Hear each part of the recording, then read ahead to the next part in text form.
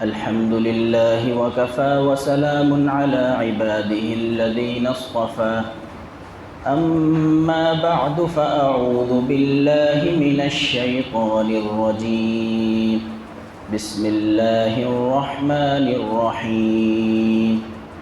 فريق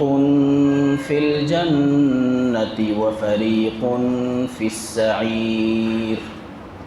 صدق الله العظيم۔ اللہ سبحانہ و تعالی اس آیت کریمہ میں ارشاد فرماتے ہیں کہ قیامت کے دن حساب و کتاب کے بعد صرف دو ہی جماعتیں ہوں گی، فریق فی الجنہ و فریق فی السعیر۔ ایک جماعت جنت میں جائے گی اور دوسری جماعت دوزخ میں جائے گی۔ اس آیت کریمہ کو ہم سنتے ہیں، ترجمہ بھی ہم نے سنا ہوگا، بلکہ ہم تو پورا قرآن کریم سنتے ہیں، پورا قرآن کریم پڑھتے بھی ہیں، ترجمہ بھی سنتے ہیں، لیکن ہماری آنکھیں اشک بار نہیں ہوتی، ہمارے دل نرم نہیں ہوتے۔ امام اعظم ابو حنیفہ رحمۃ اللہ علیہ عشاء کی نماز کے بعد تلاوت کرنے بیٹھتے ہیں، اس آیت کریمہ پر پہنچتے ہیں، اس آیت کریمہ کو پڑھ کے روتے رہتے ہیں، اسی آیت کو پڑھتے رہتے ہیں۔ فریق فی الجنت و فریق فی السعیر، ایک جماعت دوزخ میں، دوسری جماعت جنت میں ہے۔ اے اللہ، نہ جانے میرا کس جماعت میں حشر ہوگا۔ ساری رات روتے رہتے ہیں، فجر کی اذان ہو جاتی ہے۔ ان حضرات کے قلوب کی کیا کیفیت تھی۔ ہم اللہ کی یاد سے دور ہو کر گناہوں کی زندگی میں، گناہوں کے دلدل میں دھس کر کے ہمارے دل اتنے سخت ہو چکے ہیں کہ قرآن کریم کی عذاب والی آیت ہم سنتے ہیں، پڑھتے ہیں، ترجمہ بھی سنتے ہیں، لیکن ہمارے دل پر نہ اس کا اثر ہوتا ہے، نہ ہماری آنکھیں اشکبار ہوتی ہیں۔ دیکھیے، اتنے بڑے اللہ والے ہیں، اتنے بڑے امام ہیں، صحابہ کے شاگرد ہیں، امام بخاری ان کے شاگرد ہیں۔ جن کے شاگرد امام بخاری ہوں، کس قدر نیک انسان ہوں گے، لیکن اس آیت کو پڑھ پڑھ کے ساری رات رو رہے ہیں کہ اے اللہ، میرا حشر جنتیوں میں سے کر دیجئے گا، میرے اعمال تو اس قابل نہیں ہیں۔ حضرت فضیل ابن عیاض رحمۃ اللہ علیہ ایک بہت بڑے اللہ والے گزرے ہیں۔ ہمارا جو یہ تصوف کا سلسلہ ہے، ہمارا یہ جو ولایت کا سلسلہ ہے، اس کے چوٹی کے بزرگوں میں ان کا نام آتا ہے۔ یہ جو سند ہے کہ ہمارے شیخ نے اللہ کی محبت کس سے سیکھی، انہوں نے کس سے سیکھی، انہوں نے کس سے سیکھی، تقویٰ کا، اللہ کی محبت کا، ولایت کا یہ جو سلسلہ ہے، اس کو سلسلۃ الذہب کہا جاتا ہے، سونے کا چین، یعنی ایک سے ایک کڑی جڑی ہوئی ہوتی ہے، اور جاتے جاتے یہ نبی کریم صلی اللہ علیہ وسلم تک پہنچتی ہے۔ اس سلسلے کی آخری کڑیوں میں حضرت فضیل ابن عیاض کا نام آتا ہے، لیکن آپ حیران ہوں گے، یہ فضیل ابن عیاض نہ تو حافظ قرآن تھے، نہ عالم دین تھے، نہ مفسر ہیں، نہ محدث ہیں، نہ بہت بڑے کوئی اللہ والے، نہ کوئی عابد ہیں، بلکہ بدنام زمانہ ڈاکو تھے، اور ایسے بدنام زمانہ ڈاکو تھے کہ اس دور کی پولیس ان کے پیچھے پڑی ہوئی تھی، ان کی گرفتاری پر انعامات مقرر تھے کہ جو شخص ان کو گرفتار کروا کے دے گا یا ان کا پتہ بتائے گا، ان کو فلاں فلاں دینار دیے جائیں گے۔ لیکن جب اللہ سبحانہ و تعالیٰ نے ان کی ہدایت کا فیصلہ کر لیا، ایک گھر میں یہ ڈاکے کی نیت سے داخل ہونے لگتے ہیں، دیوار پہ چڑھتے ہیں، اتفاق سے اس وقت اس گھر کا مالک قرآن کریم کی تلاوت کر رہا ہے۔ یہ دیوار پہ چڑھے ہیں، اس مالک نے جو قرآن کریم کی اس وقت آیت پڑھی ہے، اس آیت کی آواز ان کی کانوں پر پہنچتی ہے اور ان کے دل پر ایسا اثر کرتی ہے کہ ان کی آنکھیں اشک بار ہو جاتی ہیں، پیچھے پلٹ کر لوٹ آتے ہیں۔ آیت کیا پڑھی اس نے؟ أَلَمْ يَأْنِ لِلَّذِينَ آمَنُوا أَن تَخْشَعَ قُلُوبُهُمْ لِذِكْرِ اللَّهِ، کیا ایمان والوں کے لیے ابھی وہ وقت نہیں آیا کہ ان کے دل اللہ کی یاد سے پسیج جائیں اور جو حق نازل ہوا اس حق سے ان کے دل نرم ہو جائیں؟ یہ آیت انہوں نے آدھی سنی اور دیوار کو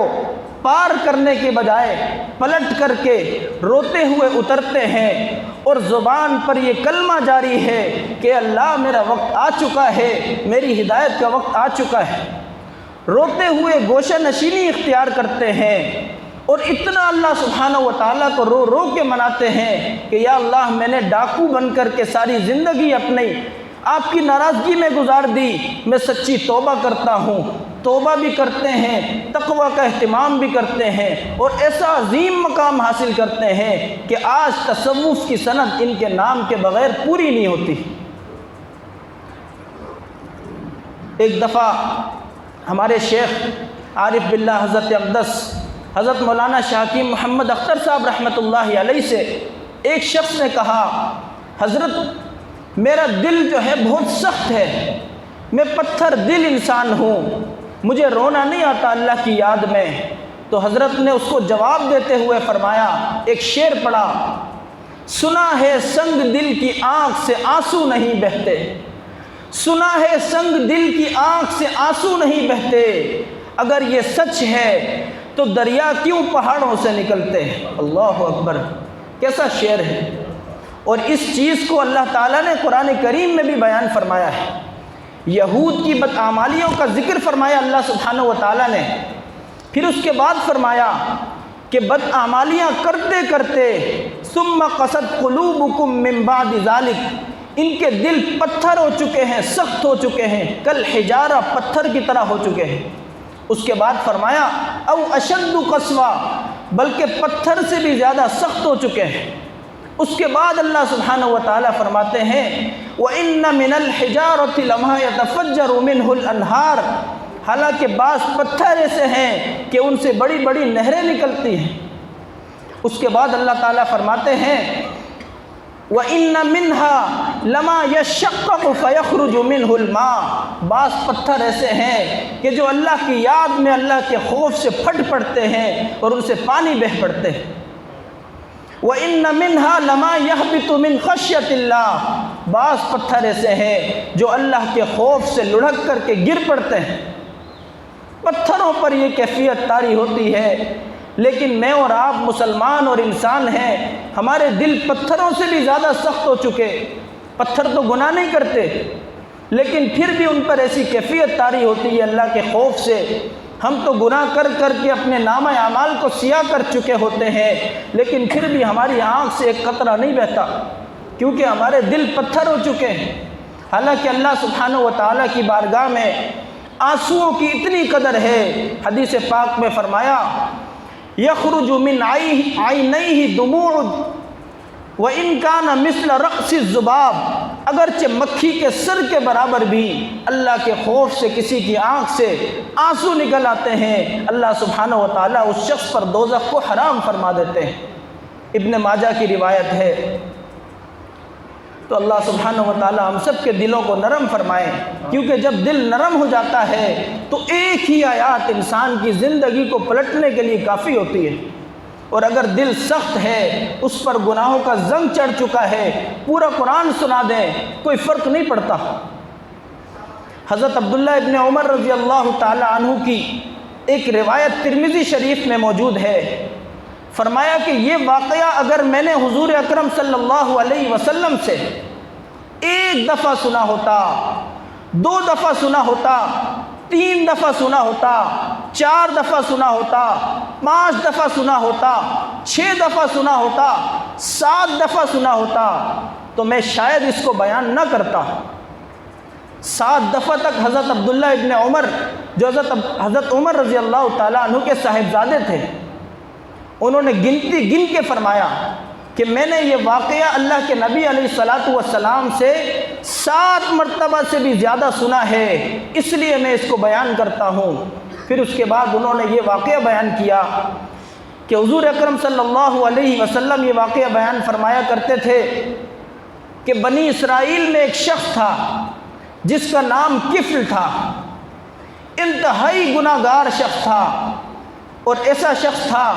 لا یتورع من ذنب عملہ، کسی گناہ کو کرنے سے پیچھے نہیں ہٹتا تھا، گناہ کا موقع اس کو ملے اس کو فوراً کر لیتا تھا، مالدار بھی تھا، شراب نوشی اس کے لیے غذا بن چکی تھی، اور بدکاری کرنا اس کا معمول تھا روز کا، کہ اپنا مال خرچ کر کے ایک سے ایک نئی لڑکی سے شرمناک حرکت کرنا اس کا روز کا معمول تھا۔ ایک دفعہ حسب معمول ایک لڑکی سے اس کا معاملہ ہوتا ہے 60 دینار پر۔ 60 دینار بہت بڑی رقم تھی، لیکن جب وہ کمرے میں آتا ہے، اس کے قریب ہوتا ہے، شرمناک حرکت کرنے ہی والا ہوتا ہے کہ وہ دیکھتا ہے کہ لڑکی کانپنے لگی ہے، لڑکی کی آنکھوں سے آنسو بہہ رہے ہیں، رو رہی ہے، تو وہ 1 منٹ میں رک جاتا ہے اور اس کے دل میں خیال آتا ہے، کیونکہ اس کے لیے یہ کوئی نیا کام نہیں تھا، اس کو تعجب ہوتا ہے کہ یہ کس لیے رو رہی ہے۔ اس لڑکی سے پوچھتا ہے کیا میں نے تمہیں زبردستی یہاں پر لے کر آیا ہوں؟ کیا میں نے تم پر زبردستی کی ہے؟ لڑکی کہتی ہے نہیں، کوئی زبردستی نہیں کی۔ پھر پوچھتا ہے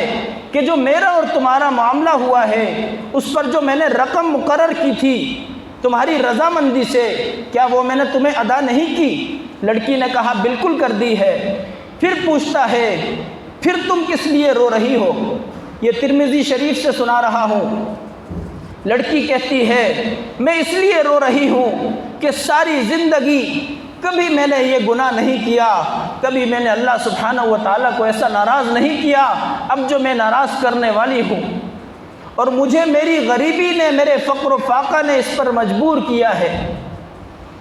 یہ سننے کی دیر ہوتی ہے، کفل کے دل کی کایا پلٹ جاتی ہے، اس کی آنکھوں سے آنسو بہہ پڑتے ہیں، اور وہ دینار اس کے حوالے کر چکا ہوتا ہے، اس کو کہتا ہے جو دینار میں نے تمہیں دیے ہیں وہ تمہارے ہیں، اور تم جس عزت کے ساتھ اپنے گھر سے آئی تھی اسی عزت سے واپس چلی جاؤ۔ وہ لڑکی چلی جاتی ہے، اسی رات کفل کا انتقال ہو جاتا ہے۔ اب جب صبح ہوتی ہے، کافی دیر ہو چکی ہے، کفل اپنے گھر سے باہر نہیں نکلا، لوگ آپس میں باتیں کر رہے ہیں، کوئی کہہ رہا ہے ساری رات اس نے بدکاری میں گزاری ہوگی اس لیے وہ اپنی نیند پوری کر رہا ہوگا، کوئی کہہ رہا ہے کہ اس نے شراب کچھ زیادہ پی لی ہوگی اس لیے ابھی تک وہ باہر نہیں نکلا، اور اس کا امیج اتنا خراب ہو چکا تھا کہ اب جو اس کا انتقال ہوا ہے، اگر لوگوں پر اللہ سبحانہ و تعالیٰ اس کی توبہ کو منکشف نہیں کرتے ہیں تو کوئی اس کو کندھا دینے والا نہیں تھا، کوئی اس کی نماز جنازہ پڑھنے والا نہیں تھا، کوئی اس کو دفن کرنے والا نہیں تھا۔ لیکن میں نے عرض کیا تھا کہ اللہ سبحانہ و تعالیٰ جب کسی اپنے گناہگار بندے کو معاف فرماتے ہیں تو صرف معاف نہیں فرماتے بلکہ اس کو اپنا محبوب بھی بناتے ہیں، بلکہ لوگوں کے دل میں بھی اس کی محبت ڈالتے ہیں، اس کی عزت کا خیال کرتے ہیں۔ جب لوگوں نے دیکھا کافی دیر ہو گئی کفل باہر نہیں نکلا تو لوگ اس کے دروازے پہ جاتے ہیں، اس کے دروازے پر سنہری لکھائی سے یہ لکھا ہوا ہے ان اللہ قد غفر للکفل، بے شک اللہ تعالیٰ نے کفل کو معاف کر دیا ہے۔ اللہ اکبر، اتنا سا اس کا عمل ہے، ساری زندگی اس نے بدکاری میں گزاری ہے۔ جب لوگوں نے وہ پڑھا تو لوگوں نے خوشی سے اس کو غسل دیا، اس کی تکفین، اس کی تدفین کا انتظام کیا۔ میرے بھائیو، اللہ سبحانہ و تعالیٰ کے دربار میں ہمارے آنسوؤں کی بڑی قدر و منزلت ہے، اس لیے حدیث پاک میں تو یہاں تک فرمایا ابکو فإن لم تبکو فتباکو، رو، اگر رونا نہ آئے تو رونے والوں جیسی شکل بنا لو۔ اللہ سبحانہ و تعالیٰ تو رونے والوں کی شکل بنانے پر بھی پیار فرماتے ہیں۔ آپ دیکھیے، بچہ جب والدین کے سامنے رونے کا بعض دفعہ ایسا ناٹک کر رہا ہوتا ہے کہ ایک آنسو اس کا نہیں نکلا ہوتا، صرف شکل اس نے بنائی ہوتی ہے، لیکن والدین اس کو بھی برداشت نہیں کرتے اور فوراً اس کا مطالبہ پورا کر دیتے ہیں۔ اللہ سبحانہ و تعالیٰ تو والدین کو محبت دینے والے ہیں، اللہ سبحانہ و تعالیٰ کتنی محبت فرماتے ہوں گے۔ اللہ سبحانہ و تعالیٰ ہمیں اپنے گناہوں پر رونے کی توفیق عطا فرمائے۔ وآخر دعوانا ان الحمد للہ رب العالمین۔